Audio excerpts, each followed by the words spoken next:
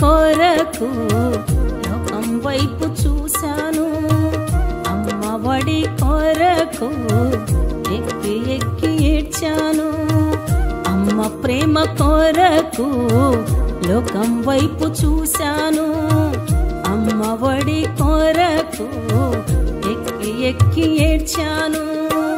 అమ్మ ప్రేమ కన్నా నిన్ననైన ప్రేమ చూపి, అమ్మ ఒడి కన్నా కమ్మనైన సన్నిధినిచ్చి ఆదరించినావు, ఓదార్చినావు, ఆదరించినావు, ఓదార్చినావు.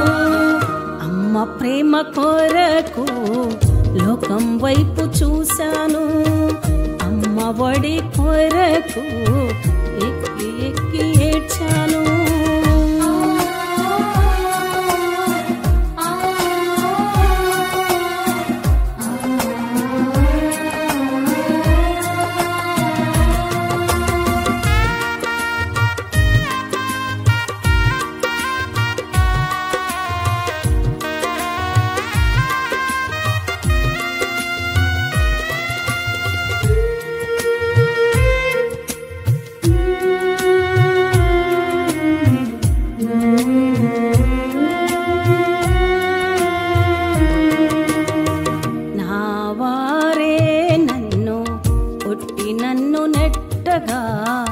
నా హృదయం నాలో వేదన పడగా,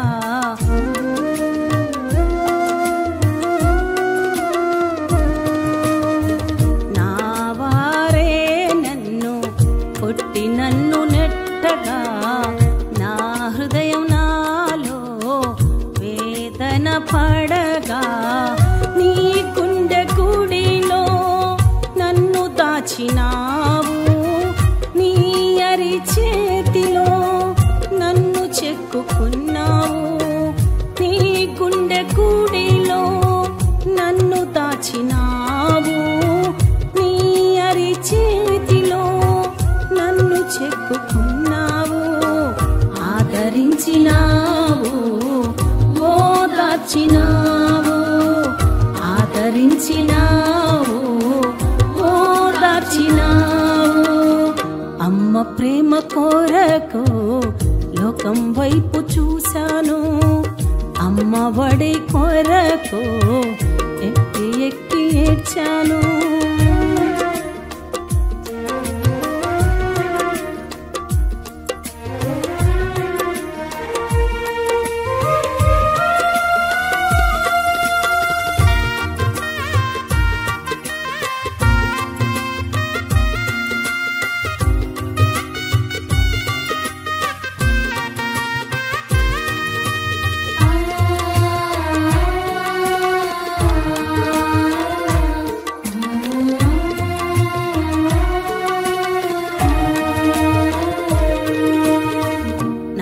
తల్లి గర్భమునందు పిండమునై ఉండగా, జనములకు ప్రవక్తగా నన్ను ప్రతిష్ఠించితివా.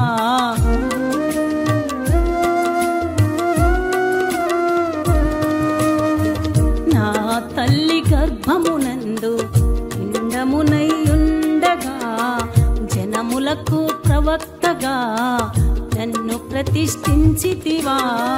పాపినైన నాకై ప్రాణం పెట్టావా, పరలోకం నాకివ్వా సిలువలో బలి అయ్యావా. పాపినైన నాకై ప్రాణం పెట్టావా, పరలోకం నాకివ్వా సిలువలో బలి అయ్యావా. ఆదరించినావు, ఓదార్చినావు, ఆదరించినావు, ఓదార్చినావు. అమ్మ ప్రేమ కొరకు లోకం వైపు చూశాను, అమ్మ ఒడి కొరకు ఎక్కి ఎక్కి ఏడ్చాను. దేవునికి మహిమ కలుగునుగాక. దేవుని బిడ్డలారా, ప్రభు పేరిట మీ అందరికీ వందనాలు, శుభాలు. ఎలా ఉన్నారు? మీరందరూ బాగుండాలని మీకోసం ప్రార్థన చేస్తూ వస్తున్నాం. దేవుని బిడ్డలారా, వాక్యం వింటున్నారా? ప్రార్థన చేసుకుంటున్నారా? ప్రార్థనతో ఈ కార్యక్రమాన్ని ప్రారంభించుకుందాం. దేవా, మీ కోట్లాది స్తోత్రములు, స్తుతులు, కృతజ్ఞతలు చెల్లిస్తున్నాను ప్రభా. ఈ రీతిగా నా తండ్రి, మీ పాద సన్నిధికి మరోసారి అయ్యా మిమ్మల్ని స్తుతించడానికి, ఘనపరచడానికి మీరు చూపిన కృపను బట్టి మీ కొందనాలు, స్తోత్రములయ్యా. వాక్యం చెప్తున్న మీ దీనదాసురాల్ని మరుగుపరుచుకొని వింటున్న మీ బిడ్డలకి దీవెనకరంగా, ఆశీర్వాదకరంగా ఉండినట్లుగా మీరు కృప చూపండి. మీరు జ్ఞాపకం చేసుకోండి. మీరు కనికరించి అయ్యా నీ మాటల చేత నీ బిడ్డల్ని, నీ మాటలు వింటున్న నీ బిడ్డలకి దీవెనకరంగా, ఆశీర్వాదకరంగా అయ్యా నా తండ్రి, నా దేవా, ఈ కార్యక్రమాన్ని మీ యొక్క చేతిలో పెడుతూ ఉండగా మీరు దీవించమని యేసయ్య పరిశుద్ధ నామములో అడుగుతున్నాను తండ్రి, ఆమేన్. మంచిది దేవుని బిడ్డలారా, ఈనాటి వాక్య ధ్యానము రూతు గ్రంథం 1వ అధ్యాయం 1వ వచనాన్ని మనం గమనించినట్లయితే, న్యాయాధిపతులు ఏలిన ఆ రోజుల్లో దేవుని బిడ్డలారా యూదా బెత్లెహేములో కరువు వచ్చింది. ఇప్పుడు కూడా మనం చూసిన కరువు కదా దేవుని బిడ్డలారా. ఆ కరువు రోజుల్లో అందరికీ కరువు వచ్చింది, అలాగే దేవుని బిడ్డలకు కూడా కరువు వచ్చింది. అయితే ఇక్కడ మనం ఒక కుటుంబాన్ని జాగ్రత్తగా గమనించినట్లయితే, నయోమి తన భర్త, తన బిడ్డలు వారందరూ ఇక్కడ కరువు ఉందని మోయాబు ప్రాంతానికి వెళ్ళటానికి వాళ్ళు నిర్ణయించుకొని వాళ్ళు వెళ్తారు దేవుని బిడ్డలారా. అయితే దేవుని బిడ్డలారా, నీవైనా నేనైనా మనం ఎవరైనా మన జీవితాల్లో ఎప్పుడు ఒకేలాగా ఉండవు. అయితే దేవుని నమ్మిన మనం ఎప్పుడు కూడా దేవుని చిత్తాన్ని మీరకూడదు. ఇక్కడ నయోమి కుటుంబ పరిస్థితి మనం గమనించినట్లయితే, వారికి కరువు వచ్చినప్పుడు లేదా అక్కడి నుంచి వాళ్ళు మోయాబు దేశానికి వెళ్ళటానికి నడుము కట్టుకున్నప్పుడు లేదా వెళ్ళటానికి నిర్ణయం తీసుకున్నప్పుడు ఇక్కడ దేవుని అడిగినట్లు కానీ, ప్రార్థన చేసినట్లు కానీ, అది నీ చిత్తమా కాదా అని ప్రభు దగ్గర కనిపెట్టినట్లుగా కానీ లేదు. అందరు వెళ్తున్నారు, ఆ ప్రాంతం బాగుందంట, ఆ ప్రాంతంలో తిండికి వస్త్రాలకి కరువు లేదంట అని అందరు వెళ్తున్నట్లుగా మంచి భయభక్తులు కలిగిన దేవుని యొక్క సన్నిధిలో మంచి పేరు తెచ్చుకున్న ఈ కుటుంబం ఆ మోయాబు దేశానికి వెళ్ళటానికి నిర్ణయించుకుంది. నయోమి బహుశా అనుకొని ఉండొచ్చు, 2 కొడుకులు, తన భర్త, తను, మాకేంట్లే, నా కొడుకులు ఖచ్చితంగా సంపాదించగలరు, నా భర్త కూడా సంపాదించగలరు, ఇక్కడ నేను కరువుతో ఇబ్బంది పడే దానికంటే అక్కడ మేము చక్కగా పోషించబడగలం అని ఆ యొక్క ఆలోచన ప్రయత్నం వారిని మోయాబ్ ప్రాంతానికి వెళ్ళేటట్లు చేసింది. అక్కడికి వెళ్ళిన తర్వాత దేవుని బిడ్డలారా, కొంతకాలం ఒకవేళ తినటానికి, ఉండటానికి మంచిగా ఉండొచ్చు ఆవిడ కుటుంబం కొంతకాలం చక్కగా, ఏ లోటు లేకుండా, ఏ కొదువ లేకుండా, ఏ కొరత లేకుండా. కానీ అక్కడ దేవుని భయభక్తులు లేని ప్రజలు కదా దేవుని బిడ్డలారా, దేవుని సన్నిధి, దేవుని సహవాసం లేని ప్రాంతం కాబట్టి అక్కడ సేవకులు కానీ, అక్కడ ఆరాధనకి వెళ్ళేవాళ్ళు కానీ లేరు. మోయాబు అక్ర సంబంధం ద్వారా పుట్టిన లోతు గారి యొక్క కుమార్తె ద్వారా వచ్చిన ఆ యొక్క ప్రాంతం అనగా బహు భయంకరమైన పాపం ఆ ప్రాంతంలో. మరి ఆ ప్రాంతానికి వెళ్ళటానికి నయోమి ఎంత ధైర్యం చేసింది చూడండి. కరువు ఒకవేళ సరిగ్గా శరీరానుసారంగా ఒక పూట గడిస్తే ఒక పూట గడవని పరిస్థితులు తన జీవితంలో ఎదురై ఉండొచ్చు.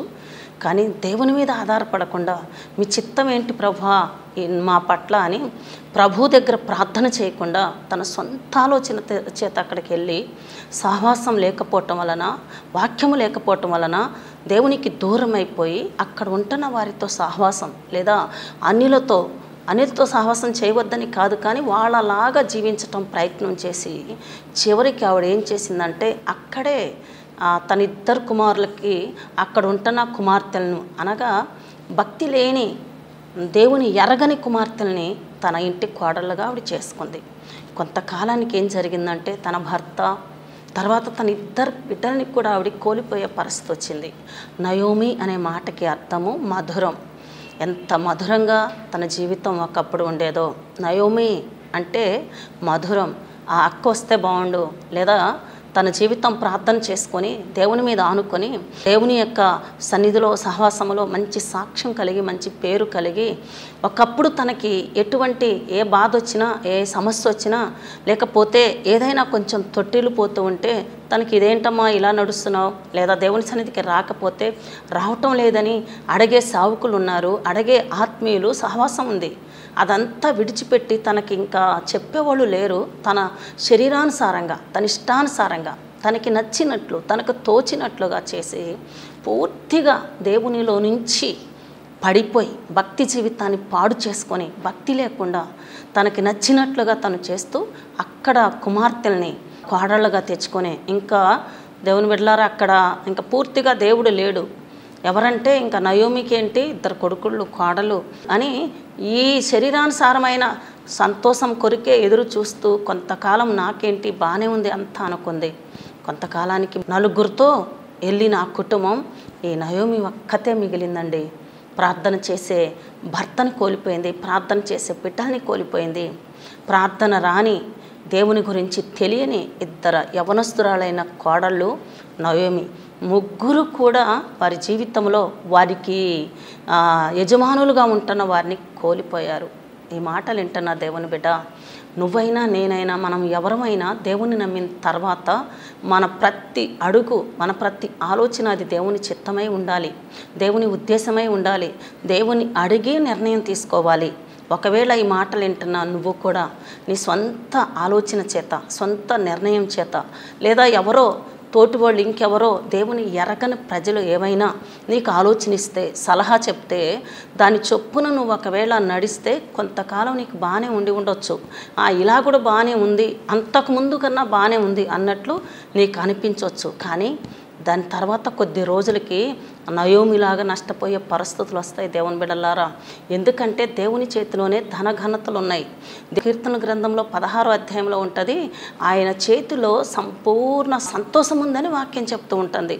ఇది మొత్తం కోల్పోయి దేవుని బిడ్డలారా మరి ఆ ప్రాంతానికి వెళ్ళి ఒక్కతే మిగిలిపోయి, అంతేకాకుండా మరి యవ్వన వయసులో ఉంటున్న ఆ యొక్క కోడళ్ళతో దుఃఖపడుతూ అప్పుడు ఆ దుఃఖంలో అంతా కోల్పోయినప్పుడు కొంత నష్టపోయినప్పుడు ఒంటరిగా మిగిలినప్పుడు మరలా ఎక్కడి నుంచి వచ్చానో లేదా అప్పుడు దేవుని జ్ఞాపకం చేసుకొని ఒకప్పుడు నేను దేవుని సన్నిధికి వెళ్ళినప్పుడు, ఒకప్పుడు నేను ప్రార్థన చేసుకునేటప్పుడు, ఒకప్పుడు నేను ఆరాధనకి వెళ్ళేటప్పుడు, ఒకప్పుడు నా ఇంట్లో ప్రార్థన జరుగుతున్నప్పుడు, ఒకప్పుడు నా బిడ్డలు నా కుటుంబం మేమంతా కలిసి ప్రార్థన చేస్తూ ఉన్నప్పుడు కొంచెం ఒకవేళ కరువుగా ఒకవేళ ఇబ్బందికరంగా ఉన్నా ఆ రోజుల్లో నా కుటుంబం క్షేమంగా ఉంది, ఆ రోజుల్లో నా కుటుంబం సంతోషంగా ఉంది, ఆ రోజుల్లో నా కుటుంబానికి ఏ కొరత లేకుండా మా ప్రతి విషయంలో మాకు ఏం కావాలో ఎరిగిన దేవుడు మా ప్రతి అక్కర తీర్చుకుంటూ వచ్చాడు. కానీ ఇప్పుడు అన్నీ కోల్పోయాను, తిరిగి రావటానికి కూడా తనకి ఇబ్బందికరంగా అసలు ఎందుకు బ్రతుకుతున్నానో ఇంకెవరి కోసం బ్రతకాలి అన్నట్లుగా తన జీవితం అయింది దేవుని బిడ్డలారా. ఇక నేను తిరిగి బెత్లెహేంకి వెళ్ళాలని నిర్ణయించుకున్నాను, బెత్లెహేంకి వెళ్ళబోతున్నాను కాబట్టి మీరు తిరిగి మీ పుట్టింటికి వెళ్ళండి అని. చూసారా దేవుని బిడ్డలారా ఆమె పరిస్థితి ఎలా ఉందో. ఈ ఇంట్లో కూడా ఆ కోడళ్ళు వాళ్ళు ఆ కుమార్తెలు ఎంతో ఆశతో ఎంతో సంతోషంతో వారి కుటుంబంలో అడుగుపెట్టి ఉంటారు. ఈమె చేసిన పొరపాటును బట్టి ఆ కుమార్తెలు కూడా నష్టపోయేటట్లు, ఆ కుమార్తెల జీవితాలు కూడా ఒక శాపగ్రస్తంగా దుఃఖకరంగా మూడుబారిపోయినట్లుగా తిరిగి ఎంతో సంతోషంతో ఆ ఆడపిల్లల్ని ఇంటికి వీళ్ళ చేతికి ఈ కుటుంబంలో కోడళ్ళగా ఆ తల్లిదండ్రులు పంపిస్తే తిరిగి ఏమీ లేని వారిగా మూడుబారిపోయిన వారిగా ఏమండి భర్తని యవ్వన వయసులో కోల్పోయిన ఆడపిల్ల పరిస్థితి ఎలా ఉంటుందంటారు. ఒకవేళ వివాహం కాకపోయినా అది ఆలస్యమైనా పర్వాలేదు, కానీ ఆ వివాహమైన తర్వాత కొద్ది రోజుల్లోనే భర్తని కోల్పోతే ఆ స్థితి ఎంత భయంకరమైన ఆ దుఃఖం ఇంకా బాధ ఇంకా వర్ణించలేనిది కదా. అటువంటి స్థితిలో ఆ 2 కోడళ్ళని పెట్టుకొని ఇంకా నేనేం చేయాలి, అసలు ఈ జీవితం ఎలాగా, ఈ జీవితంలో సంతోషం కలగాలంటే ఇక నేను ఏం చేయలేను, నా వల్ల ఇంకేం కాదు, నేను ఏమీ చెయ్యలేని స్థితిలో చేయి దాటిపోయిన స్థితిలో నేనున్నాను కాబట్టి మీ పుట్టింటికి మీరు వెళ్ళిపోండి. చూసారా అలా అన్నప్పుడు దేవుని బిడ్డలారా ఓర్ప అయితే తన అత్తగారిని ముద్దు పెట్టుకొని వెళ్ళిపోయింది, కానీ రూతు మాత్రం తన అత్తగారిని విడిచిపెట్టి వెళ్ళటానికి ఏమాత్రం ఇష్టపడలేదు.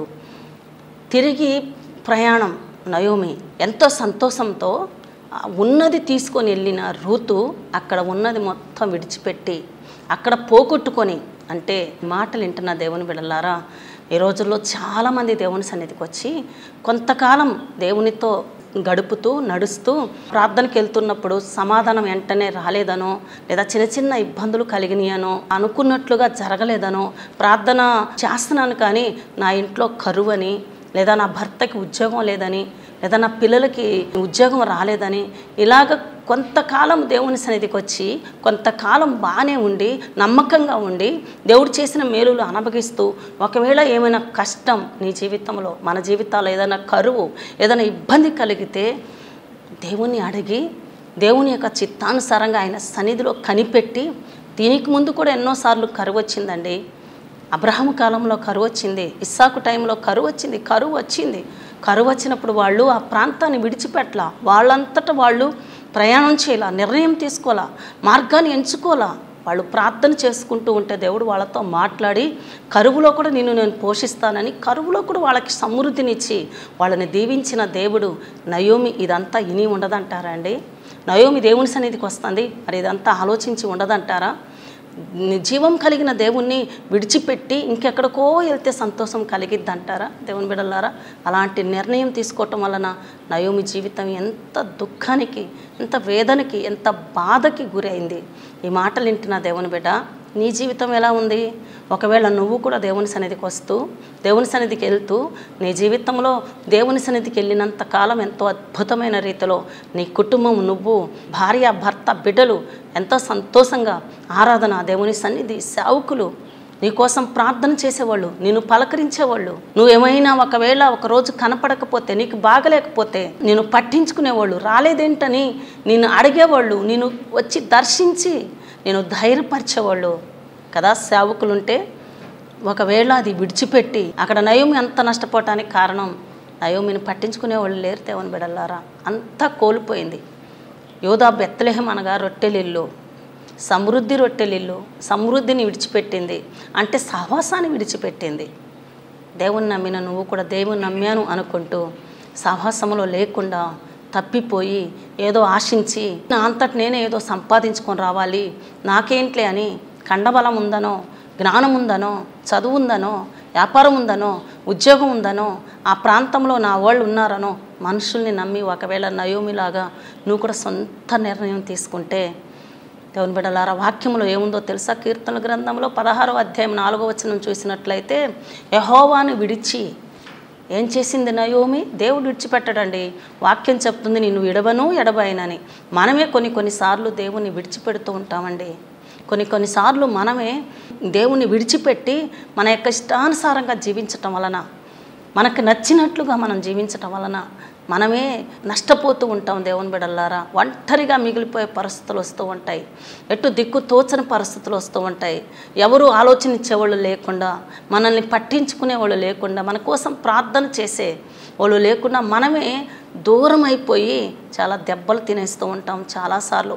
నయోమి జీవితానికి జ్ఞాపకం చేసుకున్నట్లయితే మరలా తిరిగి వచ్చింది నయోమి. అన్నీ కోల్పోయి ఏమీ లేనిదిగా, రిక్తురాలుగా అంటే ఏమీ లేనిదిగా మొత్తం కోల్పోయి అక్కడికి ఏమనుకొని వెళ్ళింది నయోమి? అక్కడికి వెళ్ళి సంపాదించుకోవచ్చు, అక్కడ బాగా సంపాదన ఉందంట, అక్కడ సమృద్ధి ఉందంట. అవునా దేవుని బిడ్డ? దేవుని సన్నిధిలో లేని సంపాదన, ఆశీర్వాదం బయట ఉందా? లేదు దేవుని బిడ్డలారా. యెహోవా ఆశీర్వాదం ఇస్తాడు. యెహోవా ఆశీర్వాదం ఐశ్వర్యంగా మలచబడుతుంది. కానీ దేవుని పక్కన పెట్టేసి దేవుడు ఎంత దుఃఖపడి ఉంటాడో కదా దేవుని బిడ్డలారా. ఒకవేళ నయోమి అడిగి ఉంటే దేవుడు తనతో మాట్లాడేవాడు కదా, తనకి ఆలోచన ఇచ్చేవాడు కదా, తనని నడిపించేవాడు కదా. అది తప్పు, నువ్వు వెళ్తున్న మార్గంలో నష్టపోతావని దేవుడు బయలుపరిచేవాడు కదా. అలా కాకుండా దేవుని పక్కన పెట్టేసి, దేవుని విడిచిపెట్టేసి, సన్నిధిని విడిచిపెట్టేసి తన యొక్క సొంత నిర్ణయంతో వెళ్ళింది, కుటుంబంతో వెళ్ళింది. దేవుని బిడ్డలారా, 3 భార్యల జీవితంతో ఆమె తిరిగి వచ్చినప్పుడు తన్ని అక్కడ ఉంటున్న ప్రజలు, ఆత్మీయులు తన్ని గుర్తు పట్టినట్టుగా తన జీవితం అయిపోయింది. ఇదేంటి ఒక్కతే వచ్చింది? లేదా ఒక అమ్మాయిని తీసుకొని వచ్చిందేంటి? ఒక 3 భార్యపోయిన జీవితంతో వచ్చిందేంటి? నయోమిలాగా ఉంది ఏంటి ఇవిడి అని ఆమెను పలకరిస్తూ ఉంటే నయోమి అంటది కదా, యెహోవా నాకు అన్యాయం చేశాడు, నన్ను నయోమి అని పిలవద్దు, నన్ను మారా అని పిలవండి. అంటే నయోమి హృదయం మొత్తం దేంతో నింపబడింది? ఇప్పుడు చేదు అనుభవాలు. భర్తను కోల్పోయింది, అదొక చేదు అనుభవం. అది తట్టుకోలేకపోయింది. తనకుంటున్న నీడను కోల్పోయి అయ్యో అని ఆ కన్నీళ్లు కారుస్తూ భర్తను మర్చిపోతున్నానులే, పిల్లలు ఉన్నారులని పిల్లల వైపు చూస్తూ సాగుదాంలే అనుకుంది. ఒక కొడుకును కోల్పోయింది. అప్పటికి ఇంకా దుఃఖంతో ఇదేంటి నా కొడుకును కోల్పోయాను, కుటుంబంలో ఎందుకు ఇలా జరుగుతుంది అని కొంచెం నష్టం కలిగినప్పుడైనా వెనక్కి తిరిగి రావటానికి ప్రయత్నం చేయాల. అవును, చాలామంది జీవితాల్లో దేవుణ్ణి విడిచిపెట్టి చివరికి ఎక్కడ దాకంటే చావు దాకా, చివరికి ఎక్కడ దాకంటే అంతా కోల్పోయి, సమస్తం కోల్పోయి దేవుని దగ్గరకు వచ్చినప్పుడు సమృద్ధిని ఇస్తాడు దేవుడు. దేవుని యొక్క సన్నిధిని మర్చి లోకంలో పడితే, లోకానుసారంగా జీవిస్తే, ఇష్టానుసారంగా జీవిస్తే ఈ పాపలోకమే బాగుంది, నచ్చినట్లుగా ఇష్టం వచ్చినట్లుగా మంచిగా హాయిగా సరదాగా బ్రతకొచ్చని ఒకవేళ ఈ మాటలు వింటున్నా ఎవరైనా సరే దేవుని బిడ్డ, ఒకవేళ దేవుని సహవాసాన్ని విడిచిపెట్టి వెళ్తే నష్టపోయే పరిస్థితులు వస్తాయి. ఈ మాటలు వింటున్నా నువ్వు దేవుని బిడ్డ, ఏమైనా దేవునికి ఏరై దేవునికి వ్యతిరేకంగా నువ్వు వెళ్తున్నా దేవుని మందిరంలో, నువ్వు ఉంటున్న నీ యొక్క పరిస్థితి అక్కడ కొద్దిగా ఏమైనా ఇబ్బందులు కలిగితే, సమస్యలు వస్తే, ఏదైనా ఆర్థిక ఇబ్బందులకి గురైతే, లేదా సరిగ్గా వ్యాపారం లేకపోతే, సరిగ్గా ఉద్యోగం లేకపోతే ప్రార్థించు, సేవకులతో చెప్పు, ప్రార్థన చేపించు, ప్రార్థన చేసుకో, నీ భక్తి జీవితాన్ని సరి చేసుకో, జాగ్రత్తగా కట్టుకో. ఇలాంటి పరిస్థితి నాకు రావటానికి కారణం ఏంటి అని దేవుని సన్నిధిలో అడుగు. దేవుడు నువ్వు సరి చేసుకుంటే నీ జీవితాన్ని మరలా ఆశీర్వదించటం మొదలు పెడతాడు. కానీ దేవునికి దూరం మాత్రం అవ్వద్దు, నష్టపోతావు. ఇక్కడ నయోమి నష్టపోయిందండి. అది ఎవరు భర్తీ చేయండి, అది ఎవరి ద్వారా తనకి దొరకనంత నష్టం. దేవునికి దూరం అవటం వలన దేవుని బిడ్డలారా గర్భఫలం మీద దెబ్బ, తన యొక్క సొంత శరీరం, భార్యాభర్త యొక్క శరీరం కదండి, తన సొంత శరీరం మీద దెబ్బ. చివరికి ఏమీ లేనిదిగా తలదించుకునే పరిస్థితిలో అంతా కోల్పోయి వచ్చి దేవుని మీద, దేవుడు నాకు ఇలా చేశాడు అని ఈ మాటలు వింటున్నా నువ్వు కూడా దేవుని సన్నిధికి ఒకవేళ వెళ్ళటం మానేసి లోకంలో పడిపోయి, నష్టపోయి, మోసపోయి, దూరం అయిపోయి, అక్కడెక్కడో బాగా సంపాదన ఉందంట, అక్కడికి వెళ్తే వాళ్ళ కుటుంబం హాయిగా ఉందంట అని దేవునికి దూరమై నువ్వు ఎక్కడికి వెళ్ళినా దేవుని బిడ్డ నీ సంతోషం ఉంటుందంటారా? నిజమైన సంతోషం ఏదో తాత్కాలికమైన అసంతృప్తితో కూడిన సంతోషమే దేవుని బిడ్డ. కాబట్టి మాటలు వింటున్న నువ్వు ఒకవేళ ఏదైనా నువ్వు చేయాలనుకుంటే, నీ కుటుంబంలో ఏదైనా కొరత ఉంటే, ఇబ్బంది ఉంటే, ఏదైనా ఒకవేళ పరిస్థితి బాగలేకపోతే ప్రార్థన చేసుకో, ప్రభువుని అడుగు, ప్రభు మీద అనుకో. వాక్యంలో మనం చూస్తాం, దేవుని యొక్క ప్రజలకి, ఇశ్రాయేలీలకి శ్రమ కలిగిన కొలది వారు మరి ఎక్కువగా మొర్రపెట్టారు, మరి ఎక్కువగా దేవునికి దగ్గరయ్యారు. అందుకనే దేవుడు వారిని బహుగా బలంగా విస్తరింపచేశాడు అని నిర్గమకాండంలో ఉంది. కానీ నయోమి శ్రమ రాగానే దేవుని యొక్క సన్నిధి సహవాసం మొత్తం విడిచిపెట్టి సొంత ఆలోచనతో వెళ్ళిపోవటం వలన ఉన్నది మొత్తం కోల్పోయింది. కనుక ఈ మాటలు ఏంటన్నా నువ్వు దేవునికి దూరం అయిపోయావా? నీ సొంత ఆలోచన ద్వారా నీ కుటుంబీకుల యొక్క ఆలోచన తీసుకొని నష్టపోయావా, మోసపోయావా దేవుని బిడ్డ? ఉన్నది కోల్పోయావా? ఇప్పుడు దుఃఖంలో ఉన్నావా, దిగులు పడుతున్నావా, నిన్ను పలకరించే వాళ్ళే లేరా? ఏం చేయాలో అర్థం కావట్లేదా? ఎప్పుడైనా నయోమిలాగా తిరిగి దేవుని సన్నిధికి వస్తావా దేవుని బిడ్డ? తిరిగి నీ ఆత్మీయ జీవితాన్ని కట్టుకుంటావా? తిరిగి మొదటిలాగా ప్రార్థన చేయటం, మొదటిలాగా విశ్వాసం ఉంచటం, మొదట్లాగా నమ్మిక ఉంచటం, మొదట్లాగా భయభక్తులు కలిగి మరలా దేవుని యొక్క సన్నిధిలో నువ్వు మరలా నిలబడితే, మోకరిస్తే, మరలా నీ జీవితాన్ని కట్టుకోగలిగితే నయోమి జీవితంలో మరలా దేవుడు ఆశీర్వాదం మొదలుపెట్టాడండి. ఎవరి ద్వారా? రూతు ద్వారా. రూతును గురించి మనం గమనించినట్లయితే దేవుని బిడ్డలారా, అన్యురాలే, ఆవిడ దేవుని ఎరగని బిడ్డే.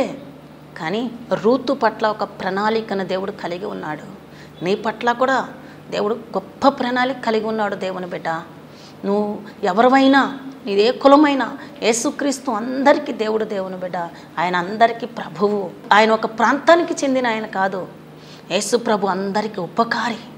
కాబట్టి దేవుని ఎరగని రూతు దేవుని దగ్గరకు వచ్చినప్పుడు దేవుడు ఆమెను ఆశీర్వదించడం మొదలుపెట్టాడు.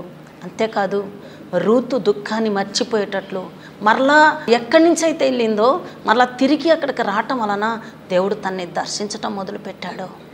తన దుఃఖాన్ని, తన కన్నీటిని తొడవటం మొదలుపెట్టాడు. కనుక ఈ మాటలు వింటున్న నువ్వు తిరిగి దేవుని సన్నిధికి వస్తే కోల్పోయి పొందుకుంటావు. అంతేకాదు నీ రక్షణను కాపాడుకుంటావు, పరలోకానికి వారసురాలు అవుతావు. దేవుని యొక్క సొత్తుగా దేవుడు నిన్ను చేసుకుంటాడు. మాటలు వింటున్నాను. నువ్వు ఎవరైనా నాతో కలిసి ప్రార్థన చేద్దామా దేవుని బిడ్డ? ప్రార్థన. దేవా మీ కొందనాలు, స్తుతి, స్తోత్రములు, కృతజ్ఞతలు చెల్లిస్తున్నానయ్యా. ఎంతో అయ్యా నా తండ్రి భయభక్తులతో నీ యొక్క సన్నిధిలో ఎదుగుతున్నారు నాయన. నయోమి యొక్క జీవితాన్ని మా ముందు పెట్టారు ప్రభా. తన సొంత ఆలోచనతో తను ఉంటున్న బెత్లెహేమును విడిచిపెట్టి మోయాబు ప్రాంతానికి వెళ్ళి మీకు వ్యతిరేకంగా మీకు దూరమైపోయి మీ చిత్తం లెక్క చేయకుండా గ్రహించకుండా వెళ్ళి అయ్యా యవన వయసులో ఉంటున్న 2 కొడుకుల్ని కోల్పోయిందయ్యా. అయ్యా భర్తను కోల్పోయిందయ్యా. అన్నీ కోల్పోయి ఒక దిక్కులేని స్థితిలో అయ్యా నయోమి జీవితం అయిందయ్యా. ఇదిగో నీ మాటలు వింటున్నా. నీ బిడ్డలు ఎవరైనా జీవితంలో ఏమైనా కోల్పోయి ఉంటే వారి పాపం వల్ల అయ్యా వారు మీకు వ్యతిరేకంగా ఆయాసకరంగా జీవించటం వల్ల, భక్తి జీవితం సరిగా కట్టుకోకపోవటం వల్ల, మీ ఎంతో భయభక్తులు నిలపకపోవటం వల్ల ఎవరైనా ఈ మాటలు వింటున్నా నీ బిడ్డలు నీకు దూరమై ఉంటే వారిని క్షమించి మరలా నీ సన్నిధిలో వారు అయ్యా నా తండ్రి మరలా దీవించబడినట్లు కృప చూపయ్యా. అయ్యా నా తండ్రి నీ మాటలు వింటున్నా నీ బిడ్డలు ఎవరైనా ఒకవేళ బలహీనులుగా ఉంటే, ఏమైనా నా తండ్రి నా దేవ సమస్యల్లో ఉంటే, అనారోగ్యంతో ఉంటే, అయ్యా నా తండ్రి ఒంటరిగా మిగిలిపోయి ఉంటే నీ మాటలు వారిని బలపరచునుగాక అయ్యా. అయ్యా వారిని ధైర్యపరచునుగాక అయ్యా. వారికి మీ హస్తము తోడుగా ఉండునుగాక. మీ కృప వారికి అనుగ్రహించి వారిని దీవించండి ప్రభా. నువ్వు విడిచిపెట్టవయ్యా, మనుషులు విడిచిపెట్టినా కాబట్టి నీ వైపు చూడటానికి కృప చూపండి. మీరు ఆదరించి మీకే మహిమ తెచ్చుకోమని యేసయ్య పరిశుద్ధ నామములో అడుగుతున్నాను తండ్రి, ఆమేన్. మీ ప్రార్థన అవసరతల కోసం మా ఫోన్ నంబర్స్ 9949328016 92900953001.